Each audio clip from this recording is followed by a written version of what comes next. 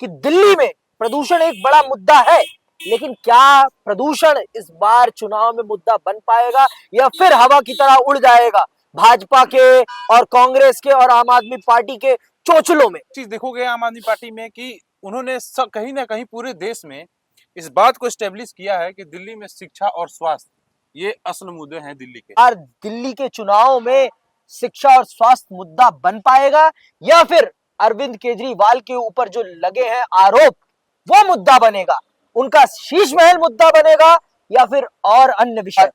अरविंद केजरीवाल ये दावा करते हैं कि उन्होंने दिल्ली के स्कूल और अस्पताल विश्व स्तरीय बनाए हैं। पार्टी विपक्ष में है, दिल्ली में सवाल उठाती है, लेकिन आप देखो कि आम आदमी पार्टी को घेरने का सबसे अच्छा तरीका है आप पोल्यूशन को उनको घेरो।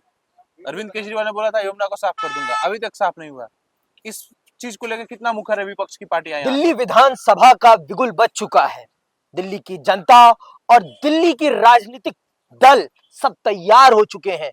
दिल्ली में पिछले 12 सालों से अरविंद केजरीवाल के नेतृत्व में आम आदमी पार्टी की सरकार है और अरविंद केजरीवाल ये दावा करते हैं कि उन्होंने दिल्ली के स्कूल और अस्पताल विश्व स्तरीय बनाए हैं और यहाँ पर दिल्ली में सबसे बढ़िया शिक्षा संस्थान और मोहल्ला क्लिनिक उन्होंने उपलब्ध कराए हैं।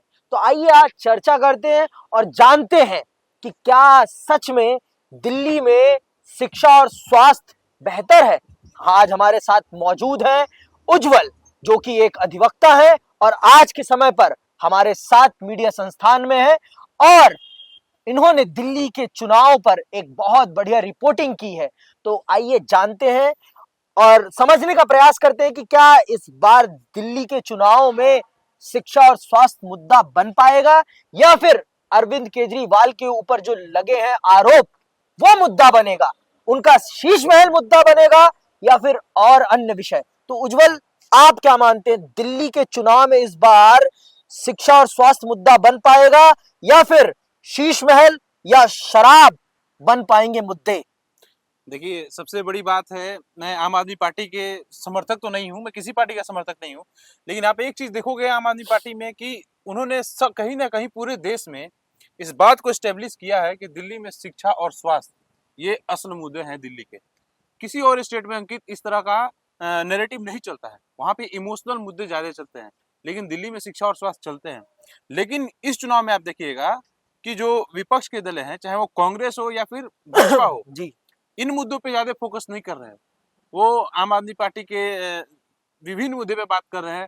शीश महल के बारे में जो आपने बोला, शीश महल में का सवाल आप उठा रहे हैं, और जब उन लोगों ने बोला कि राजमहल के बारे में प्रधानमंत्री का आवास दिखाया जाए, मैं बोलता हूँ दोनों दलों को दिखा देना चाहिए। पर मैं ये जानना चाहता हूँ, जो शीश महल बना है वो भी तो सरकारी घर है ना, वो किसी के बाप की बपावती तो नहीं है ना। हाँ। आज के समय में पे अगर अरविंद केजरीवाल जीतते हैं तो वो वहां रहेंगे और नहीं जीतते हैं तो उनको वो घर छोड़ना पड़ेगा और छोड़ भी रखा है। तो ये तो मैं मानता हूं कि उस पर खर्च जरूरत से ज्यादा हुआ होगा, ये जांच का विषय है, लेकिन क्या वास्तविक तौर पर जनता के जो विषय हैं उन पर विपक्ष सही से सवाल कर पा रहा है या फिर नरेटिव बनाने की कोशिश की जा रही है? मैं ये जानना चाहता हूं आपसे। देखिए ये फुल ऑन नरेटिव बनाने की ही कोशिश है। बतौर नागरिक आप हमसे पूछेंगे कि क्या नेताओं को जिस प्रकार का सुविधा मिल रहा है हमारे देश में वो सुविधा जायज है? मैं बोलूँगा नहीं। जितनी ज़रूरत है उससे ज़्यादा सुविधा, वो जरूर हमारे रिप्रेजेंटेटिव हैं, लेकिन जिस प्रकार की सुविधा उन्हें मिलती है वो एक आम आदमी को सुविधा नहीं मिलती है, और दोनों को आप तुलना कीजिएगा तो वह आसमान जमीन का फर्क है। तो क्वेश्चन ये होना चाहिए कि किसी भी नेताओं को इतनी ज्यादा सुविधा क्यों मिली हुई है? आप देख लीजिए कि उनके पास पेंशन हो गया, जहाज में उड़ने के लिए अलग से भत्ता मिलेगा, फोन भत्ता अलग से मिलेगा, पेट्रोल मिलता है, आवास मिलता है, हाँ। और हेल्पर मिलते हैं, बहुत सारी सुविधाएं हैं। और इतना है कि इस देश की गरीब जनता को उन सुविधाओं से कभी रूबरू होने का मौका तक नहीं मिलता। हाँ। तो इन मुद्दों को असल में मुद्दा बनाना चाहिए और इस पे विस्तार से बात हो, पूरे देश में बात हो, कि सिर्फ सांसदों को या फिर एमएलए को, प्रधानमंत्री, मुख्यमंत्री, हर किसी को क्या क्या सुविधा मिलना चाहिए, मिल रहा है अभी फिलहाल में, ये सामने आए। बहुत सी जानकारी तो अभी सामने ही नहीं आती है। और आप देखेंगे ना कि करोड़ों करोड़ के जहाज में उड़ते हैं, ये जो इतने जहाज आपके सामने मंडरा रहे हैं ना, ये पैसे कहाँ से आते हैं? पार्टियों के पास इतने चंदे आते हैं, वो चंदे कहाँ से आते हैं? कहीं ना कहीं बिजनेसमैन से चंदा लेते हो, अपन के लिए काम करते हो। और इन सब नैरेटिव, ये सब नैरेटिव है एक प्रकार का। जो असली के मुद्दा ना, इसको गैप करने का ये तरीका है कि शीश महल वर्सेस राजमहल कर दो। मैं बोल रहा हूँ मीडिया को ले जाओ, दिखाओ प्रधानमंत्री आवास कितना शानदार है, कितना राजमहल है, और मुख्यमंत्री आवास को भी दिखाओ, और दूध का दूध पानी का पानी हो जाए। ये तो बात है। मैं ये जानना चाहता हूं कि क्या दिल्ली की जनता वास्तविक तौर पर इस बार शिक्षा और स्वास्थ्य को प्राथमिकता देगी? मैंने ये भी देखा है कि दिल्ली में प्रदूषण एक बड़ा मुद्दा है, लेकिन क्या प्रदूषण इस बार चुनाव में मुद्दा बन पाएगा या फिर हवा की तरह उड़ जाएगा भाजपा के और कांग्रेस के और आम आदमी पार्टी के चोचलों में? ये मैंने चोचला शब्द इसलिए प्रयोग किया है क्योंकि हमारे देश में राजनीति का चोचलीकरण किया जा रहा है। तो आप बताइए, इस पर आप क्या कहते हैं? अभी तक तो जो लग रहा है ना, प्रदूषण इस चुनाव से गायब हो चुका है। प्रदूषण का मुद्दा भले ही भारतीय जनता पार्टी विपक्ष में है, दिल्ली में सवाल उठाती है, लेकिन आप देखो कि आम आदमी पार्टी को घेरने का सबसे अच्छा तरीका है, आप पॉल्यूशन पे उनको घेरो। अरविंद केजरीवाल ने बोला था यमुना को साफ कर दूंगा, अभी तक साफ नहीं हुआ। इस चीज को लेकर कितना मुखर है विपक्ष की पार्टियां यहाँ पे। इसको मुद्दा बनाओ ना आप फालतू का मुद्दा बनाते हो। हर साल दिल्ली में हवा पानी प्रदूषित रहती है। यहाँ के आम लोग, गरीब लोगों के इससे कितना मुश्किल होता है जिंदगी।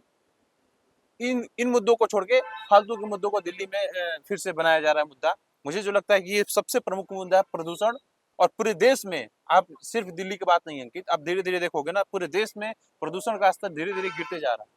तो ये तो हमारे देश की जनता को भी तय करना पड़ेगा कि वो भक्ति के मुद्दों को राजनीतिक मुद्दा बनाना चाहते हैं या फिर वास्तविक जो हमारी जरूरत के मुद्दे हैं उनको राजनीतिक मुद्दा बनाना चाहते हैं। ये तय करेगी हमारे देश की जनता, और 8 तारीख को ये पता चलेगा कि दिल्ली की जनता ने क्या मुद्दा चुना है, किस मुद्दे पर वोट डाला है। मैं इसी के साथ विदा लेता हूं। जय हिंद, जय भारत।